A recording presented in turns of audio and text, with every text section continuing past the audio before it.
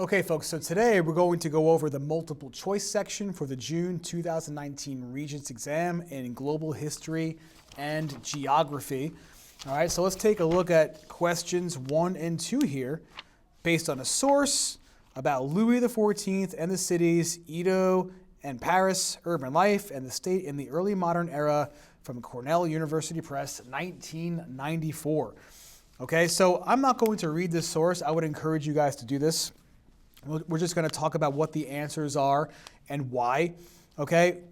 Both of these places were like the centers of power in Japan and France, respectively, okay? Edo is where the Tokugawa Shogunate based its government buildings and presence, okay? And the Palace of Versailles is where the kings of France ran the government of France and the society of France. And both of these places were like big, ornate, extravagant places, really fancy gardens, big structures. You could take a second and Google what these places look like for yourself if you'd like, right? So in doing that, one of the goals, especially with France, is to try to convey a sense of like French power and prestige. Like, wow, look at this country. Look at how much gold our country has collected. Look how capable we are. We could build these massive palaces, right? Our government is capable of organizing all these people into accomplishing this great project. The king must be really powerful if he's able to pull all this stuff off. Similarly for Edo under the rule of the Tokugawa Shogunate.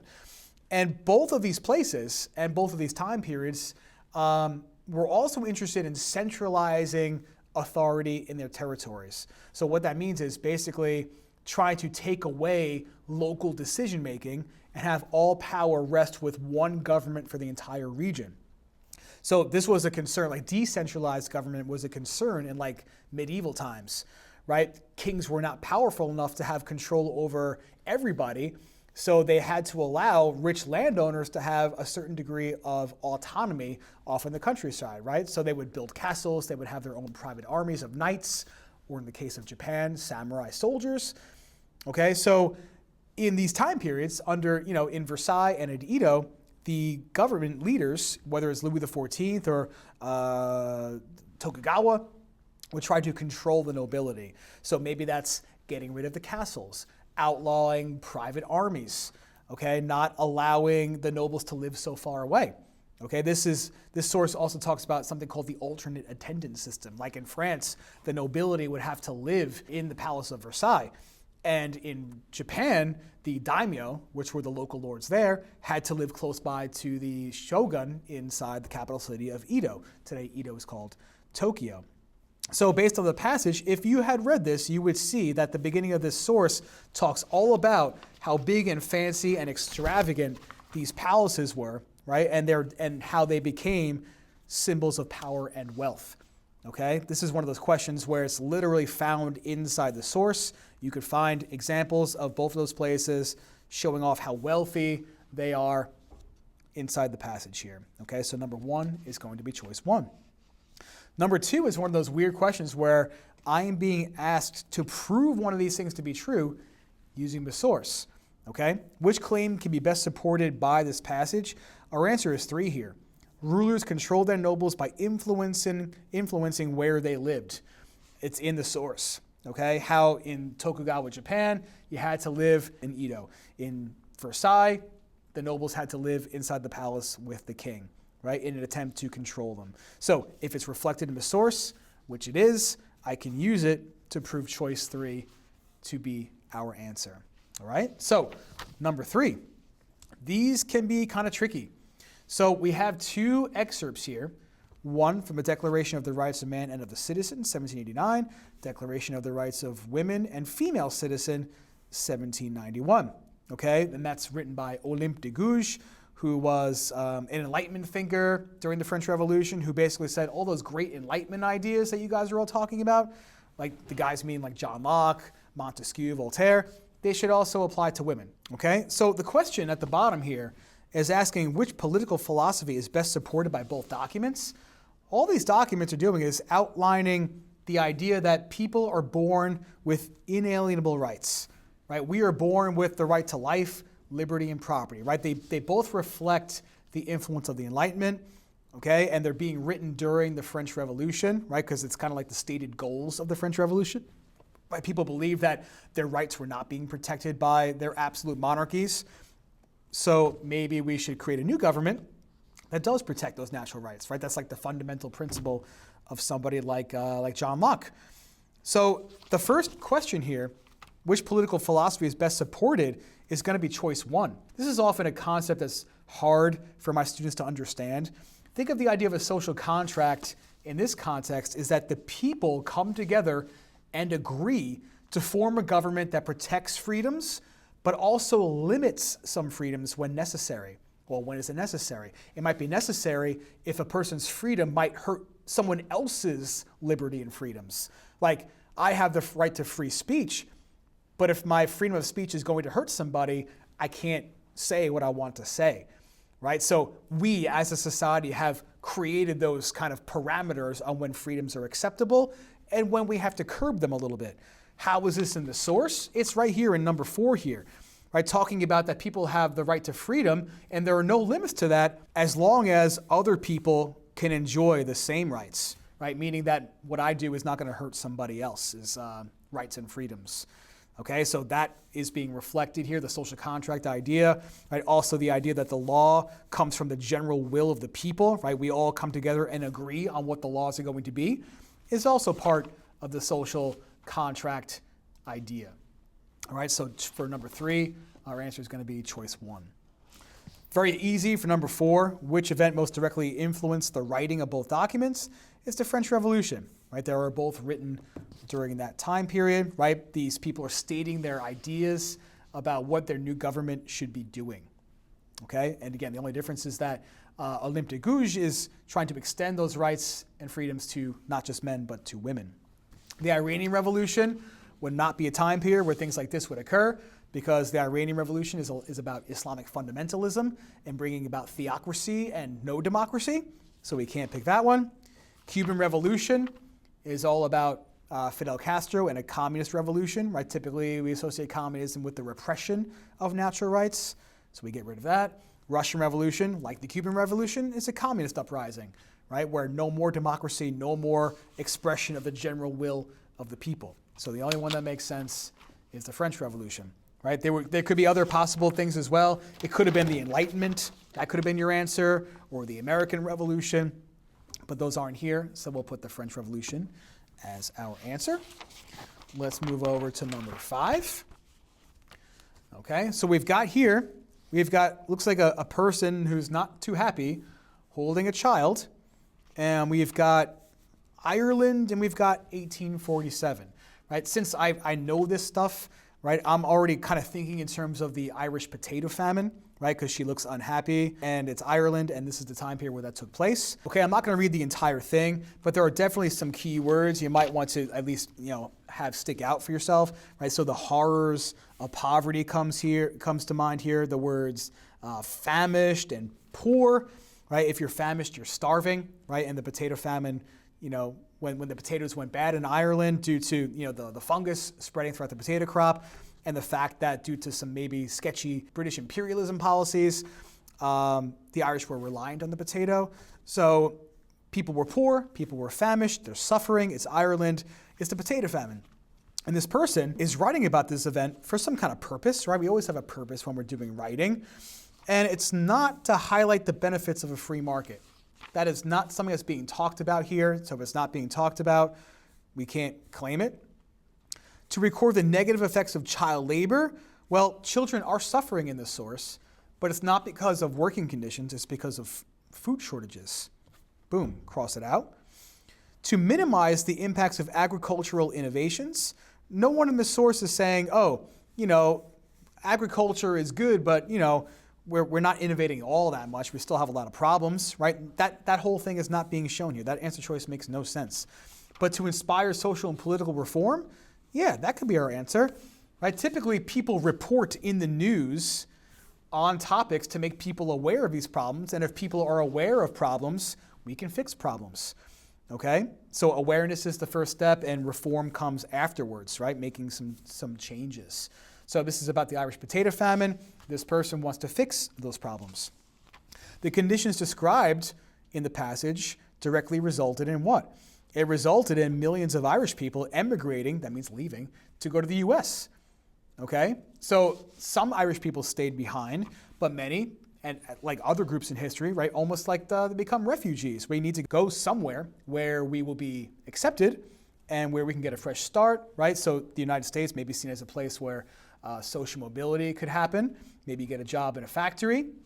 So many Irish people came to the east coast of the United States as a result of the Irish potato famine, right? That is a common question and answer choice associated with this event on the Regents exam. Another common question and answer is what made this event worse, right? Yes, the potatoes went bad, but what made it worse is, like I said, the not so nice policies of the British that kind of got the Irish dependent on the potato crop, right? If they weren't dependent on potatoes for survival and only growing potatoes to eat, maybe these problems would not have been as bad as they were. Let's do 7 and 8. A historian could best use this passage to study which topic of World War I? Okay, so maybe we should go back and read the source.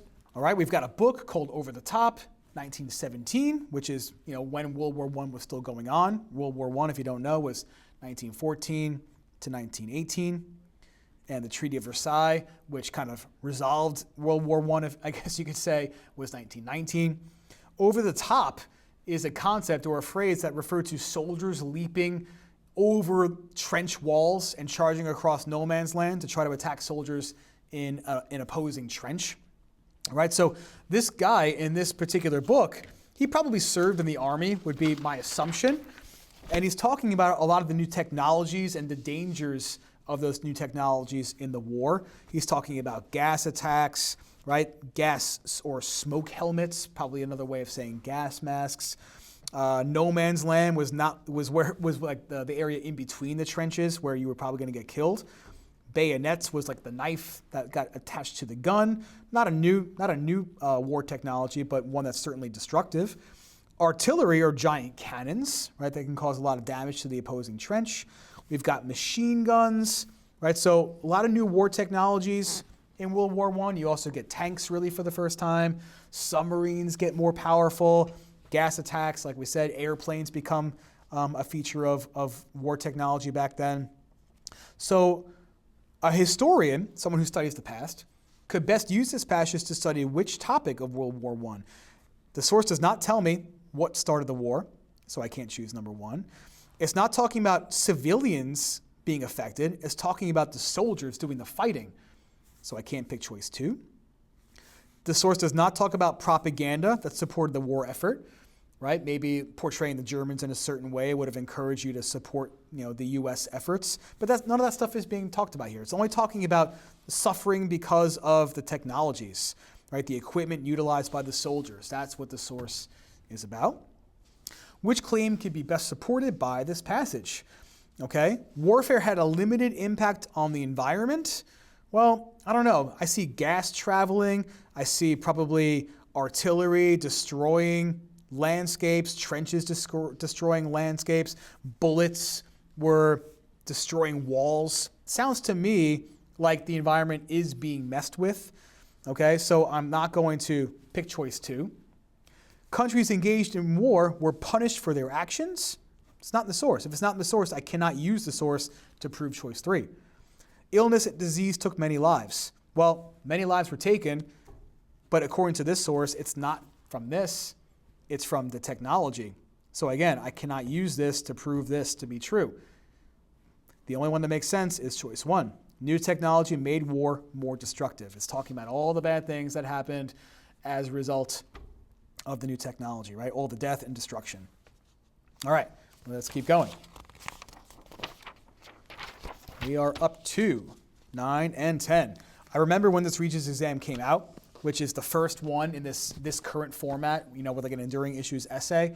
And this tripped up a lot of kids because it's got a lot of vocab in it. Okay, orthodoxy refers to like Orthodox Christianity, which is something that was practiced in Eastern Europe. These onion domes reflect Russian architecture. Pan-Slavism is a word here. Slavic people are an ethnic group in Eastern Europe. Pan-Slavism is the effort to unite Slavic people.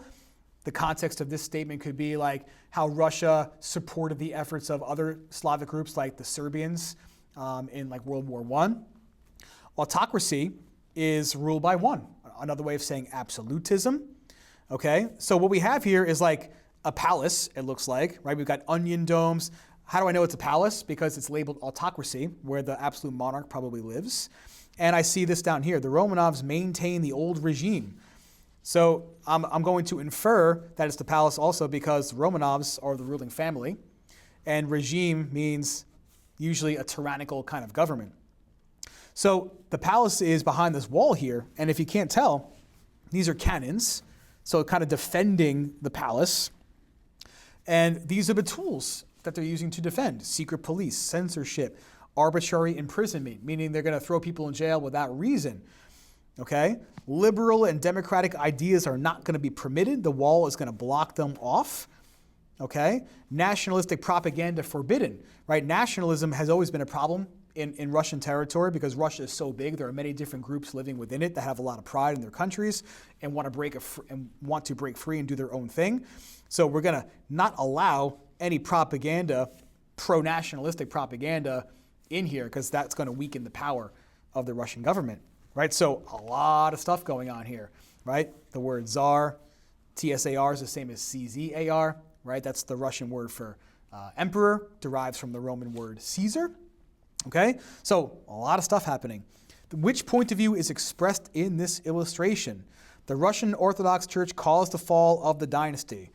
I don't think we could prove that one because the Russian Orthodox Church looks like they're working hand in hand with the dynasty, right? They're living on the same campus, if you will, right? And they do go hand in hand, right? These are divine right monarchs claiming that their authority comes from God. So there's definitely a political, religious connection here. So I'm not going to pick choice one.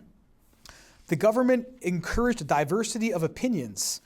I can't make that claim based on this evidence here, right? Because if I'm not allowing certain ideas, that is not, this is disallowing diversity of opinion. So this is one of those weird like opposite answer choices. All right, so since they're not allowing certain ideas, this is not encouragement. So we're crossing it off. The Romanovs suppressed Enlightenment ideas within their empire. To suppress means keep down. You have to know what Enlightenment ideas are, right? Enlightenment ideas, natural rights, life, liberty, and property. Voltaire was the freedom of speech guy. Montesquieu, separate branches of government, right? It looks like that is going on here. If I'm not allowing democratic ideas, I'm suppressing them. And democracy is absolutely an Enlightenment idea. Okay? So we're going to pick that one. The Russian Revolution made conditions worse for most minorities. That might be true, but I can't use the source to prove it. All right? So we're going to pick choice three because I actually see in this source them making efforts to suppress Enlightenment ideas, right? Censorship, for example, freedom of information exchange is being restricted. Secret police typically restrict your freedom of speech, right? Because they're always out and about listening to make sure that people are staying loyal. So that's going to, if there's secret police around, I'm not going to really have freedom of speech. I'm not going to have the right to a fair trial by jury if I'm being thrown in jail arbitrarily, right? So it looks like they're suppressing all the Enlightenment ideas in this cartoon. Okay, number 10 is asking about a long-term historical circumstance about Russia, meaning what's been going on in Russia for a long time that's being shown in the picture.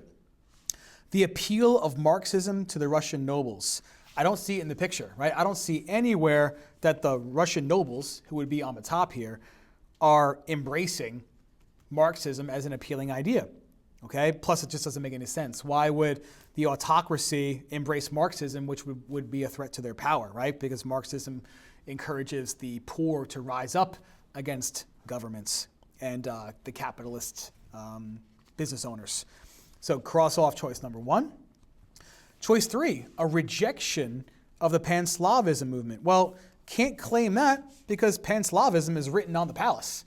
That does not symbolize rejection. That implies support for Pan-Slavism. And we know that they supported Slavs in the Balkan Peninsula just before World War I. And finally, support for the Russian Orthodox Church for democratic ideals. Well, it says democratic ideas are not permitted. So I can't choose that one. What I can choose is autocratic rule of the Russian royalty. Very simply, because autocracy is written on the place where the royalty lives, right, at the palace. So number 2 is our best answer. Very tricky set of questions. A lot of vocabulary, a lot of stuff to think about with this question. So let's turn to page 7, where we've got these questions here. And let's talk about some Cold War stuff. All right, so generally, if you don't know, if you've never looked at one of these things, the Regents kind of runs in like chronological order. You get your 1750-ish stuff, and then it ends with like what's going on in the world today. So like it's 28 multiple choice questions. They really can't ask you that much stuff about each topic. So you're not going to get like a ton of questions about any one thing. This whole Regents exam has 3 questions about the Cold War time period. Do you guys remember anything about the Cold War? This should be some stuff that you've learned about recently. Okay, 2 superpowers, right? The US and the USSR going at it. Yeah, right? Communism on one side versus democracy and capitalism on the other, right? So competing ideologies, sets of ideas. Lots of proxy wars started because of it. Proxy wars, right? So the United States gets involved in countries that are fighting against communism, and the Soviets get involved in countries that are trying to push communism, right? That explains like the Vietnam War, Korean War. Warsaw Pact and NATO. Yeah, 2 competing alliances, NATO and the Warsaw Pact. Really good stuff, guys, right? So what we have here, interactions between the US and the Soviet Union, 48 to 49, 62, and 79. So let's try to get a sense of what's happening in the document before we look at some of these questions, right? So it says in June 1948, the Soviet Union blockades democratic West Berlin. If you guys don't remember, right, Germany was split after World War II, and so was the city of Berlin, right? You had a capitalist democratic West Berlin and a communist East Berlin. Do you guys remember what they did to stop the communist East Berliners from fleeing? Because they wanted to find freedom? Berlin Wall. Outstanding, okay? So what we have here is the Soviet Union is blockading democratic West Berlin. Do you guys know what it means to blockade something? Block it off, okay? So prevent something from happening, right? So let's take a second and look at a map of this, because I think it would definitely be beneficial for you to see what's going on here. I'm going to pull up my Cold War lesson so you can get a better sense of what's happening here, because it's a little confusing. All right, so World War II comes to an end. The Allied powers have to find a way to make Germany not so crazy anymore, so we split it into multiple sections. And that's what we have here in this particular image, right? Each Allied power controlling a part of Germany. Eventually, the whole left side gets merged together to form West Germany, and then you have an East Germany. But if you were to zoom in on this, right, look at Berlin. That little city of Berlin, which is fully on the eastern side, is separated. So if I'm living in East Berlin here, it'd be nice if I could just cross over to the western side to escape and enjoy freedom.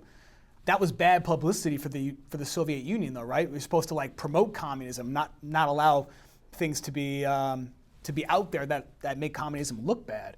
So that's why they built the Berlin Wall, to stop the East Berliners from fleeing to the western side. Pretty crazy stuff, okay? So what Stalin did, and that's what this document is referring to, Stalin blockaded this. He put like blocks across the railroads, across the roads, to stop West Germans from being able to support West Berliners. Stalin's probably thinking, if we can starve these people, they'll either die off or they'll be forced to become communists. Right? He's looking to push communism into West Berlin. So this is confusing, I know, but like since the roads and the railroads were cut off, these people were they were definitely at risk of being susceptible to a communist invasion here. But do you guys remember what we did to make sure that the people of West Berlin were able to keep going and not be forced into communism? Is that like the Berlin airlift? The Berlin airlift. Every single day, we just flew supplies over Berlin and dropped them off and made sure that the people survived. Stalin didn't shoot these planes down. How come? What's the risk? Is it part of the treaty? Perhaps, right? Certainly a peace treaty was signed after World War II, but what would be maybe a risk if Stalin shot those planes down? Scene. That it would make the Cold War Cold War would become pretty hot, right? Maybe World War III breaks out. So going back to the regions here, right? So in 48, the Soviet Union blockades. The US and its allies fly in supplies daily to keep the city from starving, just like we talked about, right? The Soviets lift the blockade in May of 1949. So they gave up. They didn't want to risk this. Fast forward to 1962, the US found missiles in Cuba, beginning the Cuban Missile Crisis, right? The president of the US at the time was this John F. Kennedy guy.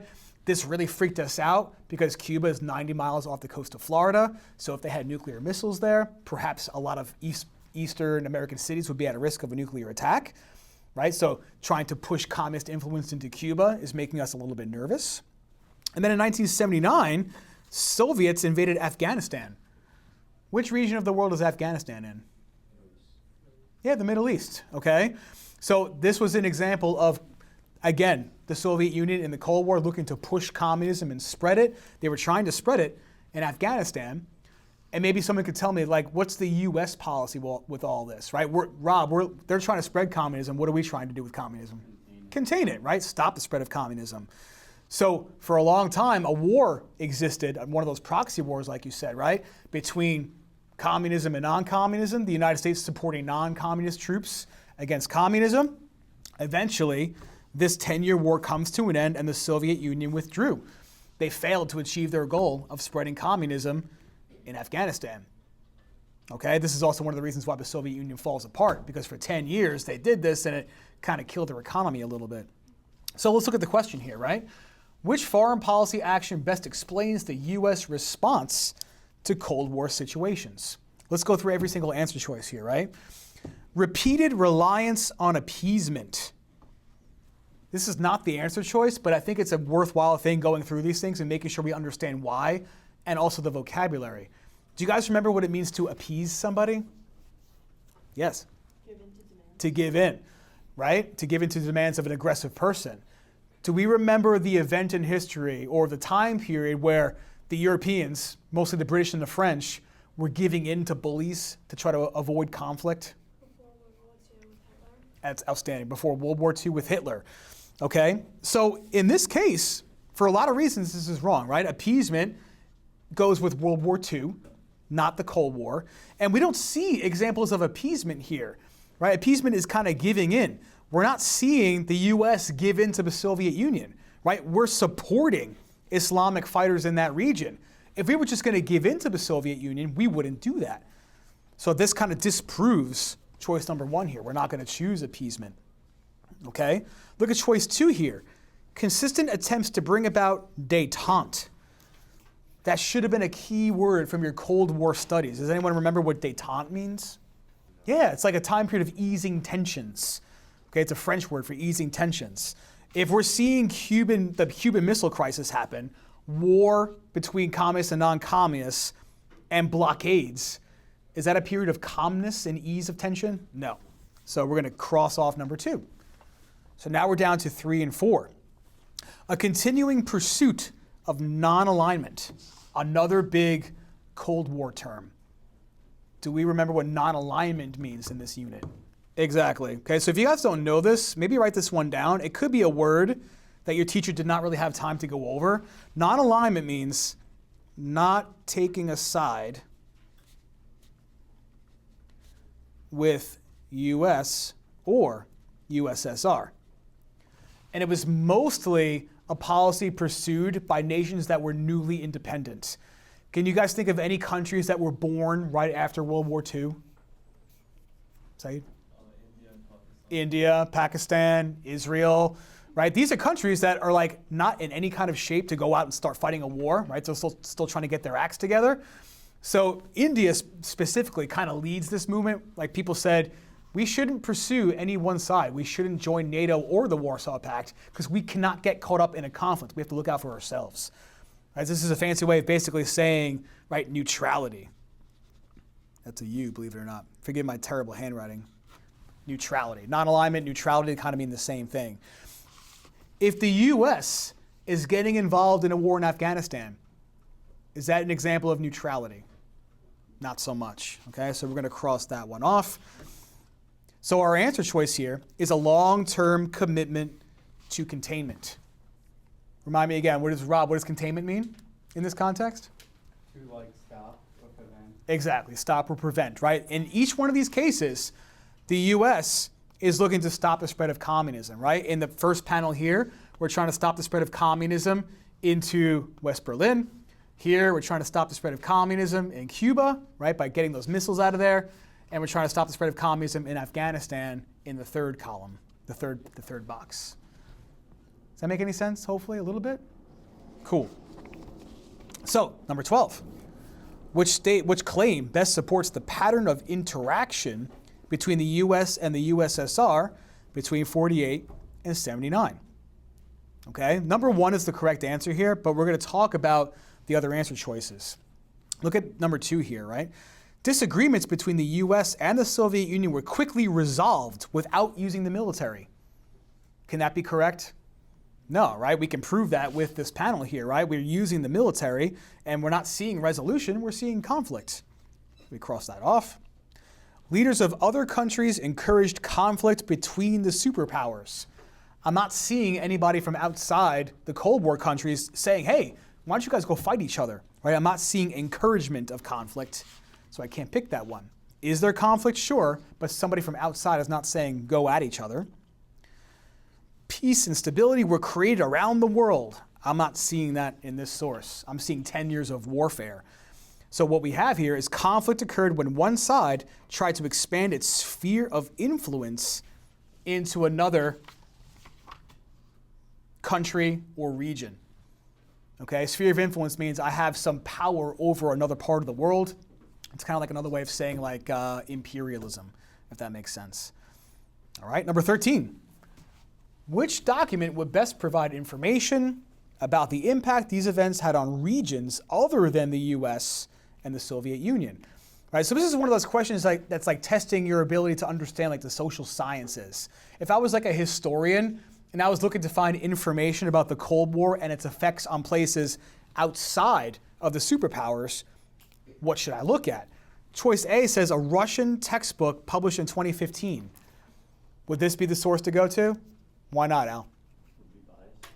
Right, Russia and USSR are kind of synonymous, right? Russia was part of the USSR. I'm not going to look at a Russian book to find out about places outside of Russia, right? That might not be the best source. So I'm going to cross that one off. Choice 2, if I want to learn about places other than the US and the Soviet Union, should I look at a TV interview with JFK? How come, Saeed? Because he is the president of the USA. Because he was the US president, okay? And if you didn't know that, it's in the second panel, right? President John F. Kennedy.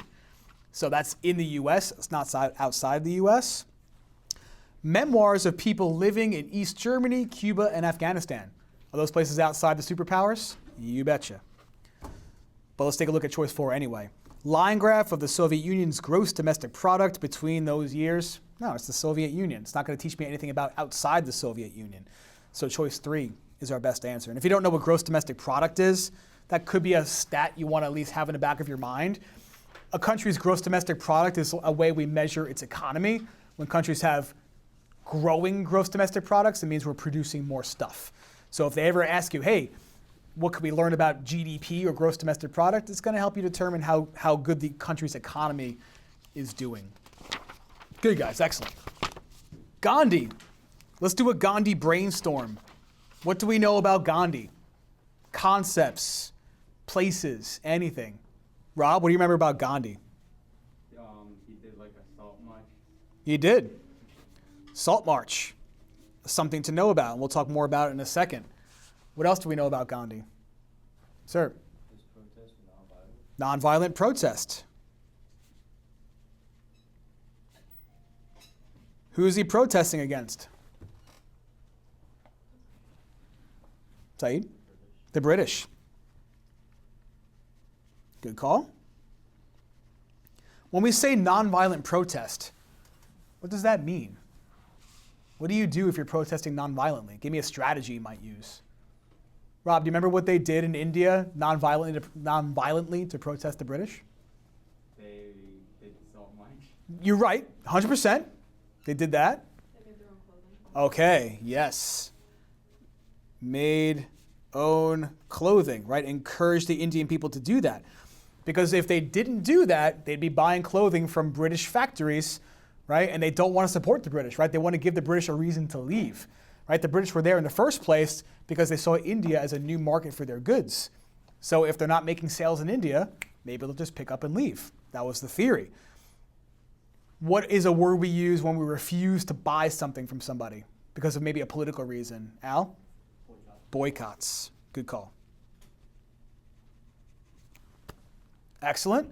Let's fast forward to after Gandhi, right? What was the ultimate goal for Gandhi, right? We're saying protesting against the British. What did he want from the British? Rob? Independence. Good call. So protesting against the British for independence. Again, sorry about my chicken scratch. Nice. Did India get its independence? It did. Okay, after World War II, India does become independent. Unfortunately, Gandhi is assassinated, but it's not so simple. It wasn't just in India after World War II. What happened to the land? Rob, what happened in that part of the world? Do you remember? It got divided into Pakistan and India. Good, right? Partition between India and Pakistan. Does anyone remember why they did that?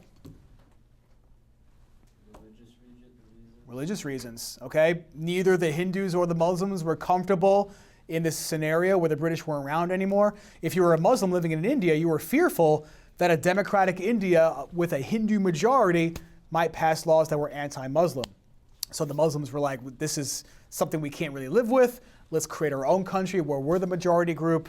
So there was that mass exodus of people, right? Muslims heading to Pakistan, Hindus heading to India from Pakistani territory, some violence all along the way, right? So it's just a crash course of all things surrounding Gandhi. So we probably know enough to get the question right without the document, but I would caution you against doing that. So let's just make sure we understand what's happening in this source here. For a fortnight, Gandhi's march is intended to be only a demonstration. Then, when he expects to be at the sea, he will begin to produce salt from brine, which is salt water, and so infringe the government's salt monopoly, defying the government to arrest and punish him. At the same time, his supporters everywhere had been incited by him to refuse to pay local taxes. Right? So this is a reference to that salt march. He didn't want Indian people paying taxes to the British. Gandhi's like, dude, we live on the Indian Ocean. Just grab some water and let it evaporate. Boom, we have salt. Why should we be buying British salt? Right? It's a form of non-violent protest. Yes, you're breaking the law and you might get arrested, but the strategy is make the rest of the world think that Britain is a big bully. Right? Think about that. Think about that news story. Oh, Gandhi got arrested today for making salt. What? Britain, are you out of your mind? You got to ease up on India. Like, this is ridiculous. Okay?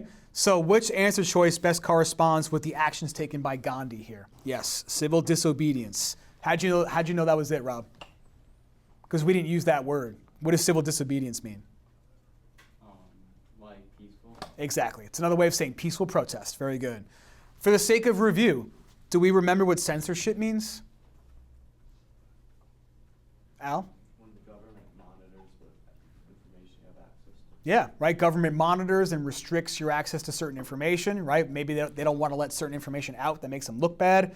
Famous example my guys talked about recently was how if you're going to start Googling the Tiananmen Square massacre in China, your results might not be as accurate as what actually happened. Okay, so that's an example of censorship. They were trying to crack down on protests, perhaps. Religious intolerance. Okay, this does not show Gandhi being intolerant of anybody. Here's a really hard one. Collectivization. Do we remember anything about that word from the Cold War period? Stalin did it. Mao Zedong did it in China. It's essentially a communist version of farming, right? We take all the peasants and put them on giant government-owned land and tell them to start growing for the country. Sometimes when you put people to work on a farm like that, in communism, you don't really grow a lot of food and you get mass famine. All right, so this is not Gandhi doing collectivization, right? This is not Gandhi buying up farms and having them owned by the government, right? This is Gandhi just doing peaceful protests, saying, yo, make your own salt, yo. That's it. Good. 15. The actions of Gandhi and his supporters, as described in this passage, helped lead to the. So this is weird, right? Sometimes on the Regents, you can get the answer just based on the source. This one is actually testing your historical knowledge. Like, what else can you connect to this event, like after the fact? So Gandhi doing peaceful protest, which is in the source, helped lead to which one of these things? Anyone want to take a crack at it? Saeed? Number 2. Removing British control from the subcontinent. Okay, subcontinent means India and Pakistan, right? South Asia, right? Let me show you what I mean by that because it's kind of confusing. Let me just pull up a map for a second. When you see subcontinent, you think India. That's an important thing to know. Because if you look at a map of Asia, it kind of looks like India sits underneath the rest of it, right? The prefix sub meaning under. So there is your subcontinent, India, Pakistan, Bangladesh, etc. Very good. Okay, let's talk about choice 4 for a second, because we know that this happens after Gandhi. But could someone tell me why choice 4 might be wrong here? Partition did happen, but there's something else about this answer choice that makes it wrong. The religious, because religious broken up. Yeah, it was anything but peaceful. Hindus and Muslims were attacking each other. They were resentful towards each other. They didn't like the fact that their country got split apart. So the peaceful part is what makes this answer choice wrong. Does that make sense? Tough one, right? Because you had to know what subcontinent means, and you had to remember that the partitioning plan was not peaceful. Oftentimes they're not. What's another part of the world that the British partitioned and violence occurred as a result? Africa, right? Scramble for Africa, Berlin Conference. What's another one? Rob, we just talked about one today. Part of the world that the British split apart and the people started fighting each other. You remember? Rhymes with Krallenstein? Palestine, right? Israeli, Palestine. Okay, anyway. Let's move on. Number 16. So, we've got Mao Zedong. Quotations from Chairman Mao. Let's do some associations. Let's do a Mao crash course really quick. What do we remember about Mao? Country, concepts.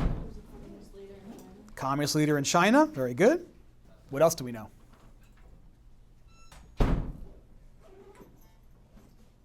I said it before, something about the kind of farms that they had. Rob?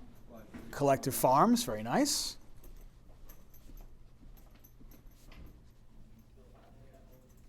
Good. What else? What's the typical plan that these leaders do to try to increase their industry? Rob? Well, they did do that. So let's put that down. They did use censorship in Mao's China. But a policy put in place to try to push factories to make more stuff. Sir? Industrialization.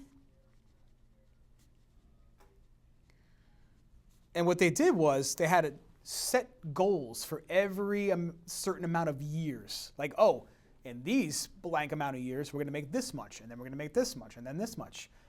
What's the plan? Excellent. Great leap forward.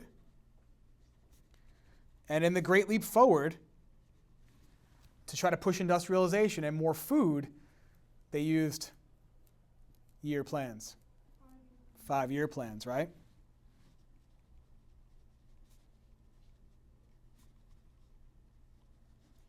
Right? Keep it simple. All this means is they're going to have goals to make more stuff in their factories. Some of these policies successful, some of them not. Okay, we'll get more into that a little bit later though. So let's look at the passage for a second. History shows that wars are divided into 2 kinds, just and unjust. What does it mean if something is just? Weird. Al? Like it's the right. Yeah, the right thing, the fair thing, the right thing. So some wars are fought for fair, right reasons, some are not. All wars that are progressive, meaning reformist, like a war for change, are just, meaning fair. So wars fought to make things change are fair wars. And all wars that impede progress are unjust. So if someone's fighting to kind of undo change, according to Mao Zedong, this is not a good reason for fighting. We communists oppose all unjust wars that impede progress, but we do not oppose progressive, just wars. Not only do we communists oppose just wars, we actively participate in them, right? So he's saying that communists will fight for what they believe to be right, the right thing to do. As for unjust wars, World War I is an instance in which both sides fought for imperialist interests. What is this word imperialism? Rob, remember that one? Modernized, maybe. You need to be modernized to do imperialism, 100%. Sir? To colonize, right? To take over another part of the world, usually for some kind of economic gain. So Mao Zedong is claiming that this war was fought so that some people can gain more land or prevent others from taking more land. That's what Mao is claiming anyway, right? Not even mentioning things like the Archduke Franz Ferdinand or anything like that. The way to oppose a war of this kind, meaning an unjust war, is to do everything possible to prevent it before it breaks out. And once it breaks out, to oppose war with war, to oppose unjust war with just war, whenever possible. So he's saying, it's very confusing, but if someone's fighting for a wrong reason, you should fight against them. And in doing so, you are doing the right thing. Interesting. It says nothing about communist policy. So let's take a look at number 16. Based on this passage, what does Mao believe about war from the communist perspective? Okay, so he is a communist, so he's going to have a communist perspective. Wars are inevitable regardless of the society. We can't pick that one because it does not say anywhere in the source that war is inevitable. If something is inevitable, it means it's going to happen always. He makes no mention of it. It says based on the passage. So if it says that, you have to be absolutely sure that the answer choice is reflected in the source. It's not. Wars can be just or unjust depending on their purpose. Does he say that in the source? He does. Okay, I'm going to put this here for now because I want to make sure that the other choices are definitely wrong before I commit to it. Wars have a purpose in all societies because of a constant need for change. He does mention change, but it doesn't say that there's a constant need for it. It's not in the source, so I can't pick it. Wars should be permitted when a government needs to obstruct progress. This is wrong because he's saying that sometimes wars are fought to have progress, right? This is one of those weird, like, opposite answer choices, okay? He's saying war should be permitted when a government wants to help progress. So this is opposite, if that makes any sense. So this is definitely our best answer. All right, that should be easy because it's right in the source. Based on this passage, what does Mao believe about World War I? Interesting. The philosophical beliefs of the competing countries challenged traditional ideas. What do we think? Is that something that we see in the source? No, I agree with you. Okay. The potential political gains of European nations benefited China. He's not talking about China benefiting in any way. So now I'm down to 2.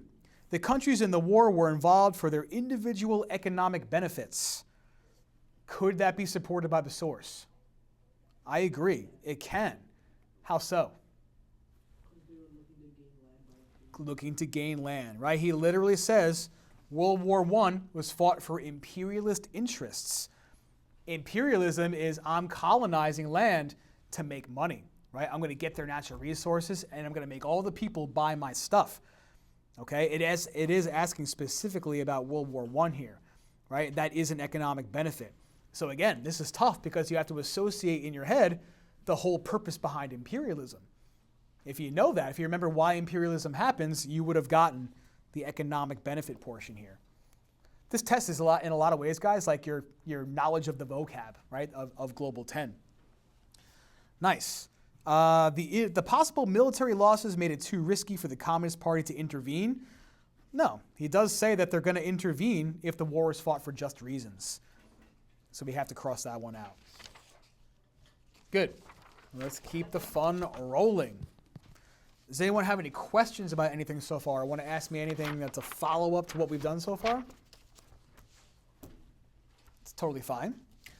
We got a political cartoon about something. I don't know about you guys, but my guys have a homework assignment about this event due this week. So this might be something that your teacher is just starting to get to now or will maybe get to next week. This is something that you like typically learn about at the very end of Global 10. All right. So we've got a political cartoon here. Let's make sure we understand all the elements that are in this cartoon. We've got a crane here with the word Iran on it. Iran is what? A person or a place? It's a place. It's a country in what region of the world? The Middle East. Very good. We also have the phrase ballot box. Do you guys know what a ballot is? I had to use a ballot the other day when I voted for the school budget. Maybe with that you can kind of figure it out. Al? It's literally a Scantron. You write on it what you want and you put it through the voting machine. Right? So I picked my choices about who I wanted to be on the school board. I filled in my opinion on whether or not I want my taxes to go up. I put it into the machine. Right? So they're referring to something about balloting or voting. We have a word here called theocracy. Do we understand that word? Have we learned that word? Rob, did you do your homework yet? Did you know what this word means yet? What does it mean? I forgot. Yeah, that's fair, right? It's not in front of you. It's something you haven't learned about too much yet. A theocracy is a type of government in which religious leaders are in charge. So maybe we write that down. Theocracy equals government run by religious leaders.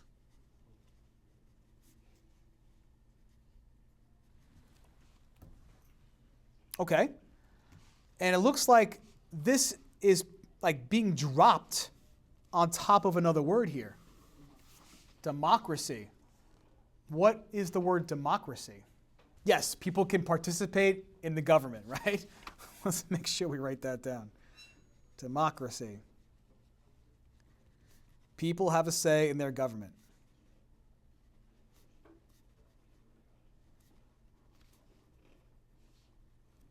Right? I did this the other day. I had a say in the matter on who gets to be on my school board, who gets to raise or not raise my taxes, right? They asked my opinion on that, and the majority opinion wins out. So we've got a guy here with a ballot doing democratic stuff. It says ballot, check here. Pick the person you want. What's kind of funny, though, is every single person in the ballot is the same person.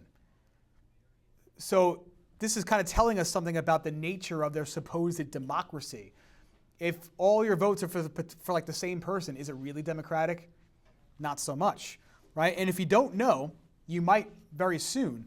This person here, this face that you keep seeing all over, is a religious leader during the Iranian Revolution. This guy, Ayatollah Khomeini. You guys learned about that already, right? So in theocracy, the religious guy is in charge, and the democracy doesn't really happen, right? You don't really have true freedom of election. So it's kind of implying here that theocracy is stamping out democracy, right? Democracy is like the modern idea, and we're going to bring back old school societies in which the religious leaders are in charge, because that is an old-timey idea if you think about it, right? Like the European Middle Ages, the popes often had a lot of power as religious leaders, right? Even over things like land. Sir? Exactly, right? So when you think Ayatollah, and if you don't know what I'm saying, I'm going to write that down. Ayatollah equals religious leader in Iran.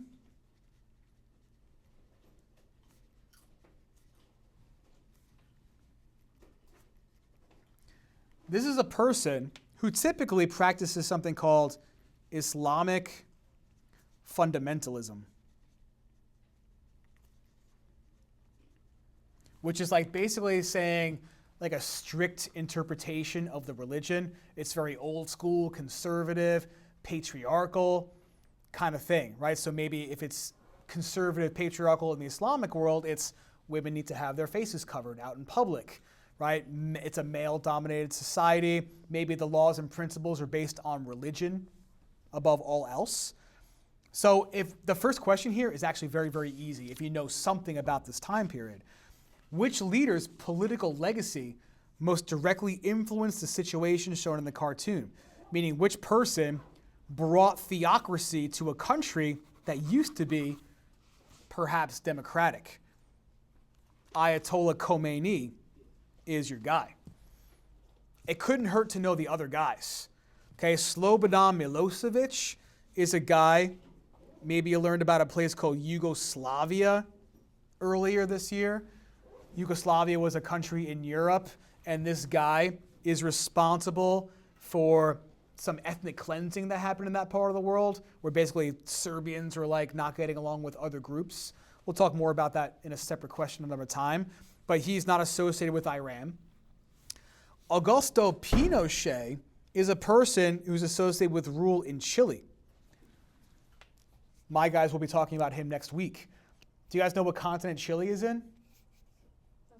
South America, okay?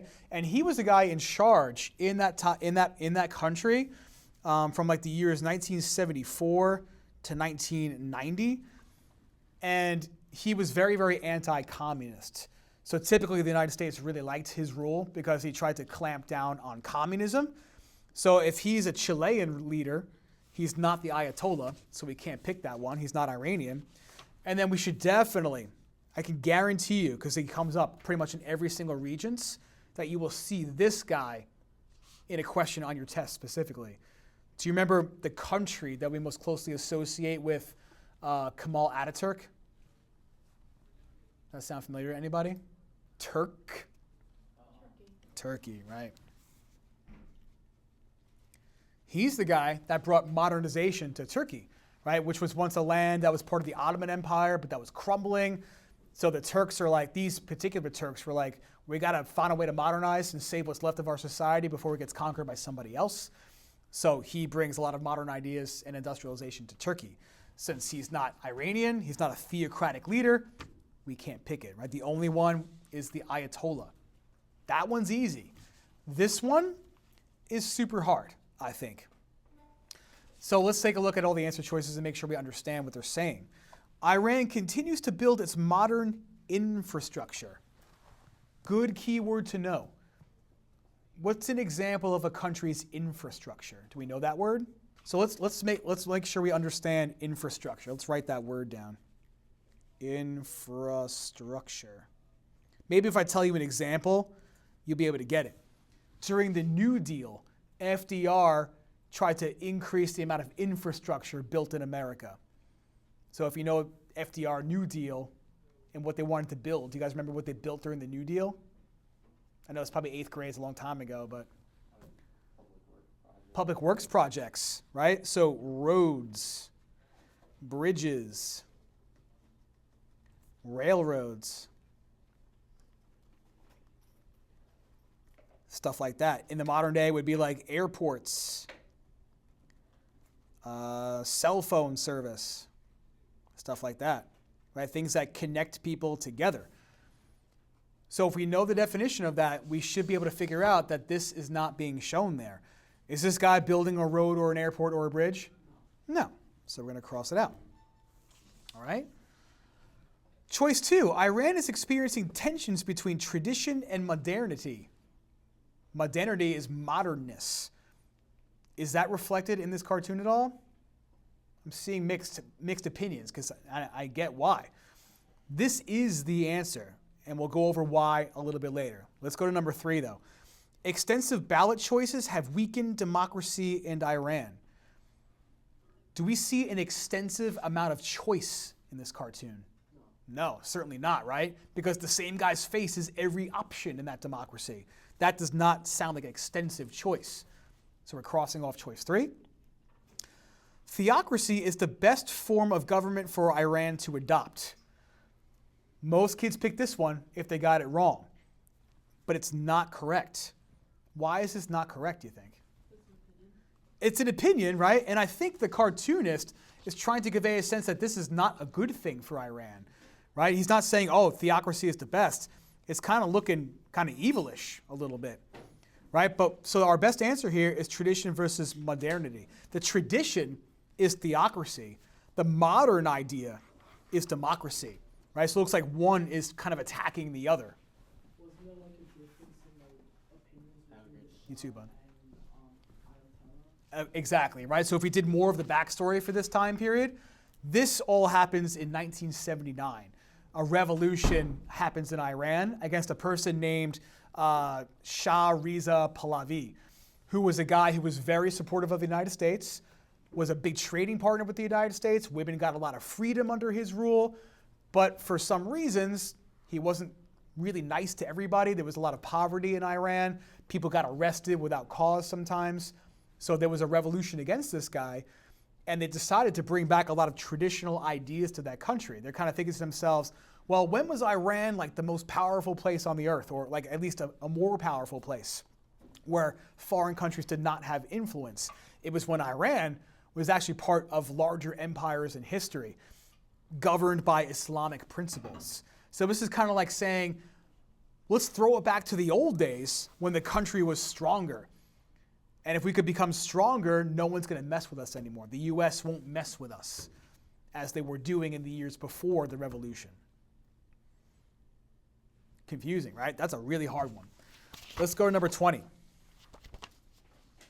Feel free to stop me if you want me to talk about anything in detail. All right, so what do we got? We've got a shrimp among whales. The Economist, 2016. Doesn't really tell us anything. I guess we got to go right to the source, right? But I'm looking at my question here, and it's asking me about the Koreas. So maybe that's what this source is going to be about.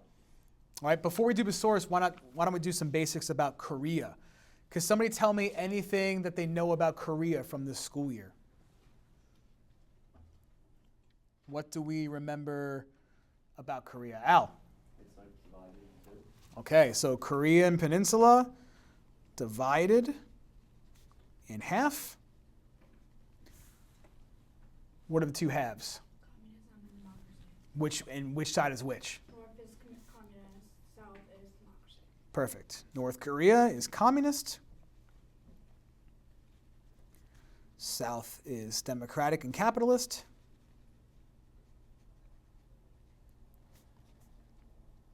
Right? If you don't remember capitalism, we'll talk about it next time, but basically the idea that the government does not own and operate the businesses, right? People can make their own businesses and obtain a profit. Okay. Do we know anything else? Like maybe why we're afraid of North Korea today? A little bit. Strong military in North Korea, certainly. Missiles. And what kind of missiles? What's the big one here? Rhymes with nuclear. Yes, nuclear missiles, right? So north, I'll just draw an arrow so you're not confused. Nuclear missiles. Makes the world a little bit nervous. Do we know who's in charge of North Korea today? Kim Jong-un. Kim Jong-un, yes. Very impressive that you guys knew that. That's what TikTok does to you. Very true. Very true. All right, so he's a dictator. He's in charge of North Korea. People don't really have a lot of freedom. Nuclear missiles make this a place that we're a little bit fearful of. What happened after, let's see, how can I ask you this without giving the whole thing away? Who got involved in Korea to make sure that North Korea stayed out of South Korea? US. The United States, right? The Korean War was fought. North Korea invaded South Korea. We're like, that's a big no-no. We have to contain communism. So we send our troops there to stop communism from going into South Korea. And it worked, right? South Korea today is not communist. Some of the biggest corporations in the world come out of South Korea. Hyundai, Kia, LG, Samsung, all South Korean corporations. So, Like a 2-mile border between like the actual border from North yes, in the middle there's this demilitarized zone, a place where neither side really controls. Yeah. Good call.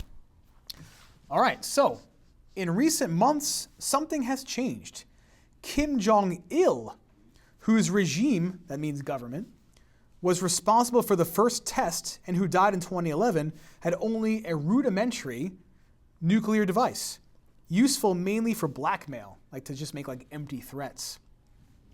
Under his son, Kim Jong-un, the program has rapidly gathered pace with 2 nuclear tests this year alone. So this is confirming our brainstorm, right? Kim Jong-un, nuclear tests, North Korea. The North has also conducted 21 missile tests this year, including one from a submarine, a first. The ability to miniaturize a tactical nuclear weapon on a working missile could be just 2 or 3 years away, with an intercontinental ballistic missile capable of hitting California possible in 5 years' time. And this is 2016, so this is probably already a reality. Chun Young-woo, a South Korean former national security advisor, talks of growing outrage after 5 tests, a change of mood, a sense of urgency. So this is urgent. This is a big problem now for us. Once, it was possible to hope that the North's isolated regime would implode, meaning fail, under its own contradictions, before it gained a proper nuclear ability. But the spread of informal markets and, for some North Koreans, a measure of prosperity may have strengthened the regime's chances of survival. There are some people, very few, but some that prosper in North Korea. Typically, it's like government officials and people that work in like the sciences have some degree of prosperity, but mostly the country's extremely poor. A consensus in Seoul, maybe you know the Kia Soul, that little car. Okay, it's named after the capital of South Korea, which is spelled a little bit differently. So that's the capital, is forming that Mr. Kim now aims to dictate events on the peninsula. So kind of implying that Kim Jong-un wants to control everything in the entire Korean peninsula, both North Korea and South Korea, including the ability to demand that the Americans leave. If you guys don't know, since the Korean War, I want to say about 28,000 Americans live there in case North Korea ever tries to invade ever again. So this guy is saying Kim Jong-un wants Americans to leave. One senior foreign diplomat in Seoul says that for the first time he hears people wondering openly whether there will be a major conflict on the peninsula in their lifetime. Interesting.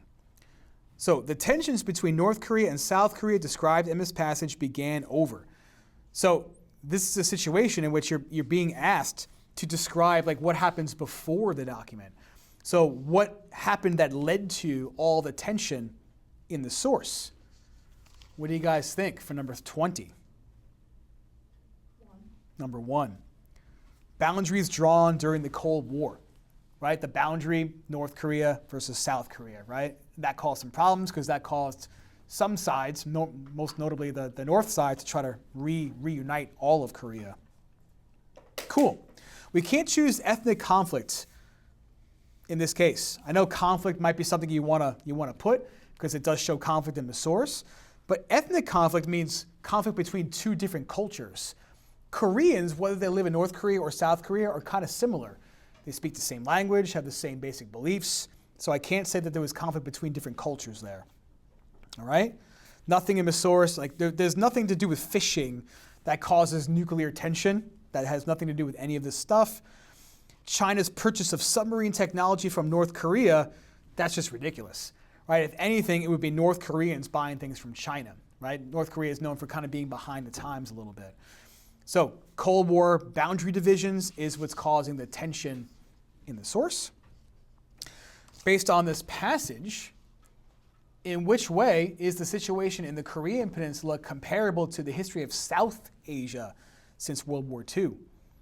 So that's tough because you have to think to yourself, oh man, what is in South Asia, right? So if I were to show you a map again of Asia, what are some countries that could be considered South Asia? India, Never Thailand, eat soggy waffles.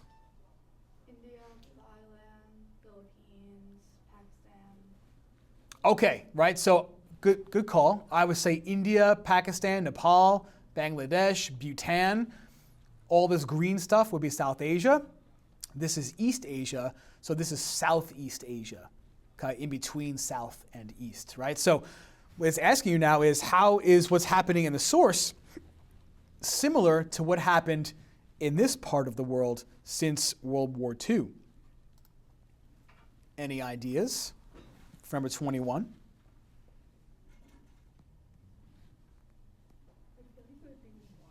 Number 1, peaceful protests led to colonial powers to surrender their control of the region. All right. I could totally see what you're saying because peaceful protests certainly happened in South Asia. But the thing is, this is what makes this wrong, is that the colonial power that was in charge of Korea was not the British. Do you guys know which country took over Korea early in history? It was actually Japan, okay? And the Koreans fought brutally hard against the Japanese to try to kick them out. So that's not peaceful protest, if that makes sense. All right? So our best answer here is actually number 3. Regional conflicts have contributed to the proliferation of nuclear weapons. Okay, we see nuclear weapons here.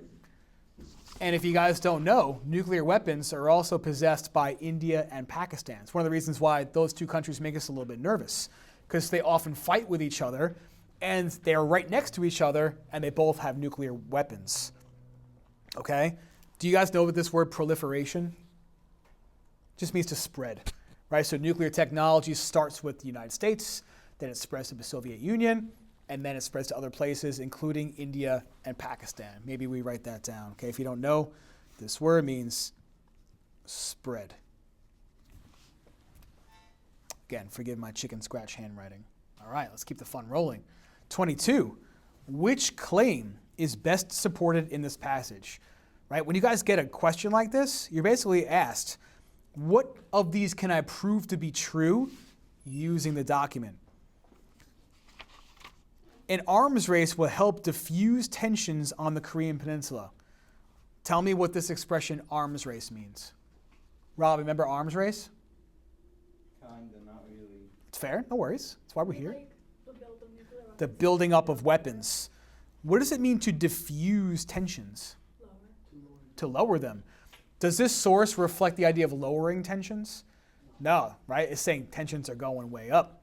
So we're going to cross off number 1, right? I can't prove choice 1 to be true using this source because they're opposite from each other. Economic cooperation between the two Koreas would spread democracy to the north. Can I prove that these two countries are on the verge of cooperating with each other? Absolutely not. An invasion by the US could remove Kim Jong-un from power with few casualties. No. Can't prove that to be true using the source, right? It's not saying that the US is capable of doing such a thing. North Korea's successful military tests have increased the likelihood of war. That is our answer. So my question for you is, what is in that source that I could use to prove for to be true? Wanted the Americans to leave. wanting to combine South Korea and North Korea. Exactly, right? He says it right here. He wants to dictate events on the entire peninsula, meaning take full control, right? So that kind of implies that he might one day try to take over South Korea. Tough, right? Because it's not so explicit. You kind of have to read between the lines a little bit. But that is our best answer. Very good. Let's keep the fun rolling. So this here might, again, be one of those things. Like I said, guys, the Regents kind of goes in chronological order with the most recent stuff towards the end. So what we have here are some blurbs about two countries that you may or may not have gotten to yet. My guys will be learning about this, again, next week, which is like the last week we're doing new stuff. Chile again and Argentina. Both places go with which continent? South America, very good. A stadium with a bloody past for weeks after the coup, C-O-U-P. We should know that term. It's a good social studies term to know. What does it mean if there's a coup? A military takeover, right? So for weeks after the military takeover, the military rounded up political and social activists and suspected supporters of the former president, Salvador Allende, and brought them to the concrete edifice, which opened in 1938 and hosted matches at the 1962 World Cup. So people who supported the last guy in Chile got rounded up and brought to the stadium. This soccer stadium during this time period in Chile was used basically as a prison for anyone that was suspected of being aligned with the last guy. to give you some context here, this is the Cold War time, and Salvador Allende has some like socialist communist policies. So he's not a guy that the US liked so much. So what we did in Chile is we supported people who were going to take him down. Unfortunately, the people who took him down ended up being kind of jerks to their own people. Okay, so not so nice. Argentina is kind of similar. The mothers of the Plaza de Mayo. According to a report published in 1986, almost 9,000 Argentines disappeared during the quote-unquote dirty war. So maybe the government is taking some people away. And if you don't know anything about this particular event, it's very, very similar. It's during the Cold War, right? The Cold War is still going on in 1986. And in fact, this dirty war thing happens between 1974 and 1983. Okay? And it was a time period which also in Argentina, there was a military takeover. The military was now in charge. Was rounding up people who were, again, suspected communists or people who were suspected of challenging the authority of the new government. So that's something similar to both of these places. Cold War, non-communist governments treating suspected communists really, really badly. So one of these things we could probably answer without even knowing all of that. Based on these photographs, which action taken by the governments of Chile and Argentina violated the principles of the Universal Declaration of Human Rights? Well, to get this question right, we should know something about this.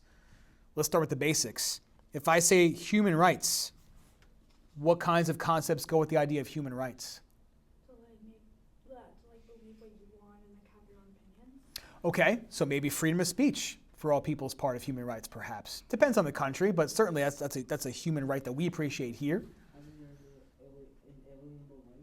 Okay, right, so maybe this goes with the idea of natural rights, which goes back to the Enlightenment ideas, right? People are all born with the rights to life, liberty, and property. No one should be able to take those things away from you. But the problem was, in many times in history, those rights were taken away by people. Right, the Holocaust is a big example. So the Universal Declaration of Rights was something published in, I want to say 1948 was the exact year, by something called the United Nations, and basically stating that the United Nations, one of their principal goals around the world is to protect people's human rights. So the question is asking you guys, which one of these things done by these groups would have denied people their rights? Kidnapping political opponents. Yes, a political opponent is a fancy way of saying somebody who has an opinion that's different from the government. Okay, so if I'm kidnapping somebody for their ideas, that could be a violation of people's rights, right? Arresting someone who's a known criminal is not a violation because they are a criminal, right? They're not innocent. Blowing up factories is not protecting, that's not something that these people did, so I can't pick it. Conducting trial by jury, that is a fundamental thing that we protect in the rights. And they did not put people on trial with a jury, right? They just rounded up people no matter what. So this is something that they both did in the sources, and it's a violation of rights, so we can pick that one. Tough one.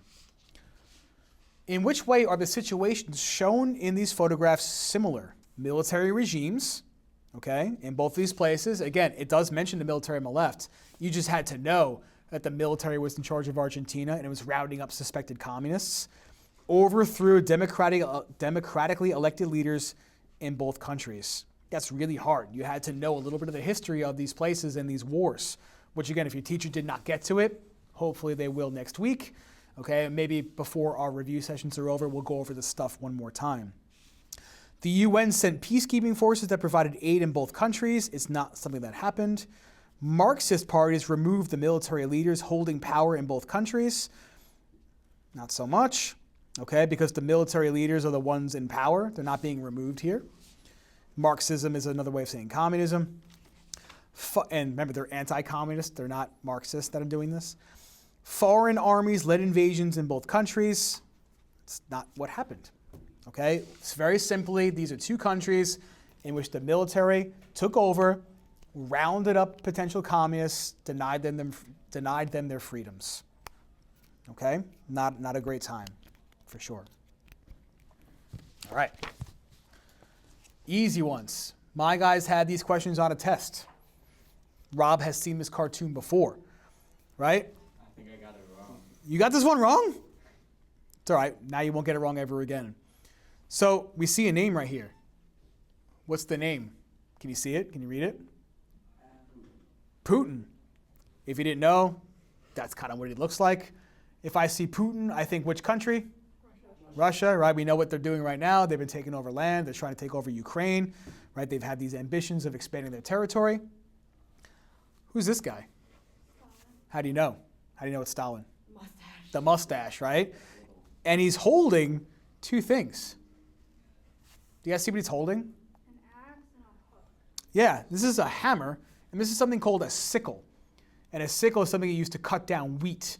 And if you put those two things together, you get the logo of the Soviet Union, right? And the Soviet Union resulted from the Russian Revolution, which was supposedly a unification of the farmers and the workers to overthrow the Tsar and make communism, right? So it's a good call. So between the mustache and the communism symbols, we know that to be Stalin.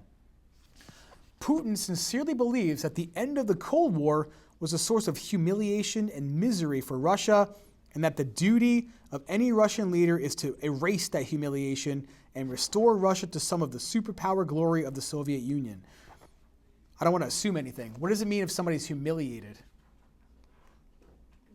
Embarrassed, right? And it was kind of embarrassing for the Soviet Union, right? Because all these lands that they once controlled broke free. They lost that war against Afghanistan, right? Afghanistan's a tiny little country. Russia couldn't beat it. I mean, neither really could the U.S. We were there for 20 years, and we decided we had enough there. So, right, restore some of the superpower glories, says this person who's the director of Russian studies in Washington, D.C. So if Putin believes that Russia's a source of if Putin believes that the Cold War was a source of humiliation, he might be trying to do some things now to restore Russia, right? So what could you do to bring back some of that glory? Take over more land, right? If the Soviet Union lost land, and that's the humiliation, just try to get that back.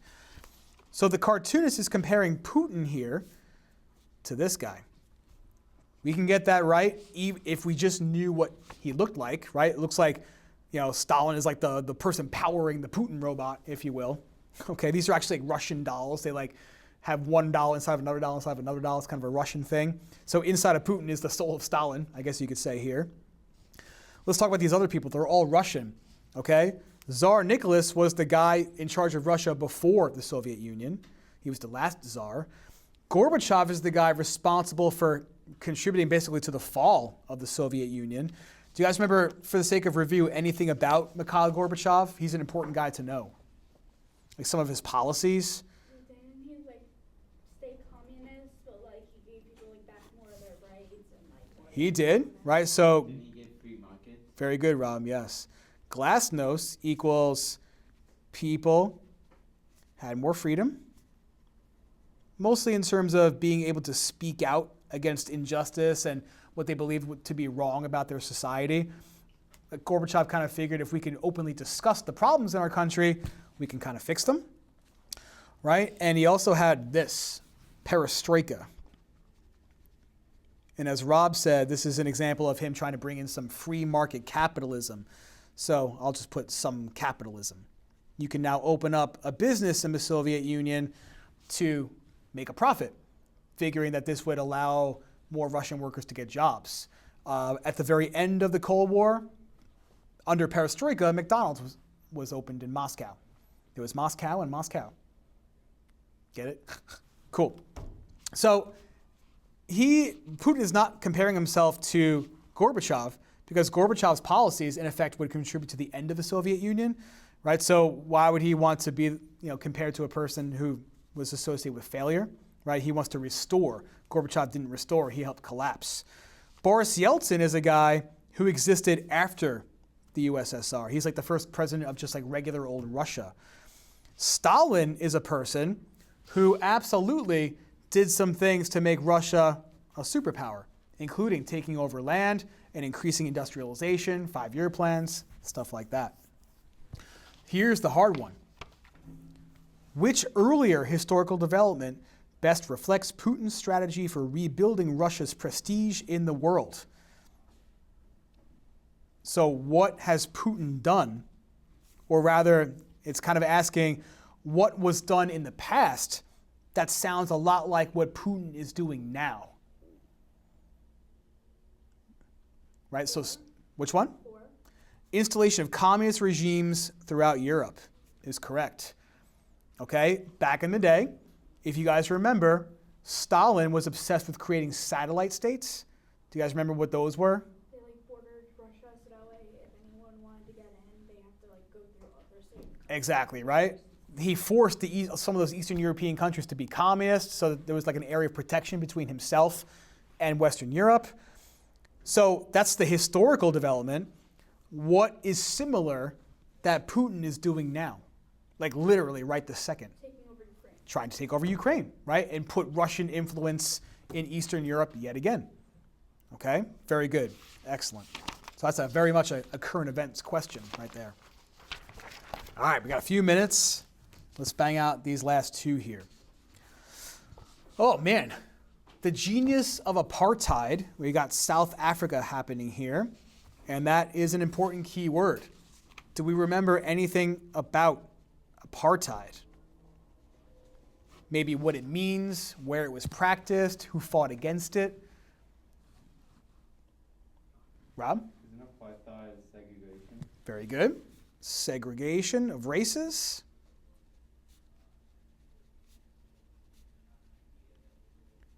I said it before, and it's also on the bottom here. Which country is associated with this idea? South Africa.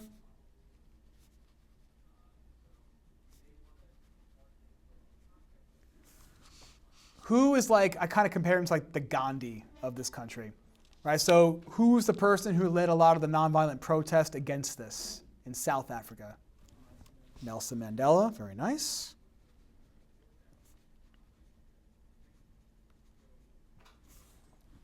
Good. Does anyone know kind of when this happened? Ish? Yeah, it was like the early to mid 90s, right? So apartheid officially ends, I want to say 1991, and then the first election happens in 1994, and Mandela becomes first black president of South Africa. So under apartheid, black South Africans were not allowed to live in the best lands. They couldn't get the best jobs. They couldn't go to the best schools. They could not vote for their political leaders. But when that's dismantled in the early 1990s, all of a sudden black South Africans can vote, and they picked their guy, the guy that helped end apartheid. It makes sense. So let's look at the source. The genius of apartheid was convincing people who were the overwhelming majority to turn on each other. Apart-hate is what it was. You separate people into groups and make them hate one another so you can run them all. At the time, black South Africans outnumbered white South Africans nearly 5-1, yet were divided into different tribes with different languages, right, such as these here. Right? So many different groups in South Africa. Long before apartheid existed, these tribal factions, meaning divisions, clashed and warred with one another. Then white rule used that animosity to divide and conquer. Key concept. All non-whites were systematically classified into various groups and subgroups. Then these groups were given differing levels of rights and privileges in order to keep them at odds. So something Europeans often do is if you want to take over a place in which you're outnumbered, find ways to make the people you're controlling hate each other, so that they're so busy hating each other that they won't fight against you. The British were known for doing this in India. They try to find ways to get Hindus and Muslims to not like each other. That way they'll be so consumed with fighting each other that they won't fight against the British. The Belgians did this in Rwanda between Hutus and Tutsis. Maybe you guys learned about that earlier this year too. So according to the author here, so this is something we can find right from the source, how did the white group maintain control over the large black group? Number 2, divide and conquer strategies. Good. That's the easy one. Here's the one that's connected to current events or other parts of history. It's not in the source. Since the end of apartheid, which problem continues to exist in South Africa? This makes that you actually need to know something about South Africa to get this question right. Do we have any idea?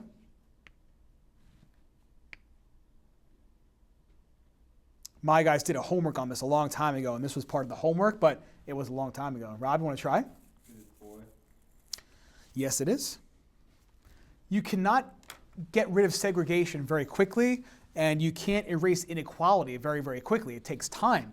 So even though black South Africans can vote now, and there's no legal reason for why they can't live in a better neighborhood, it's hard to just start living in a better neighborhood, right? You got to get a better job. You got to make more money. And so one of the problems that's going on in South Africa still is the quality of education for black South Africans still isn't all that great. A lot of times kids don't learn how to speak English, so it might be hard to get a job for an American business. So it takes time to erase inequality, and we still have it. This is not that long ago. Very good, Rob. Excellent work.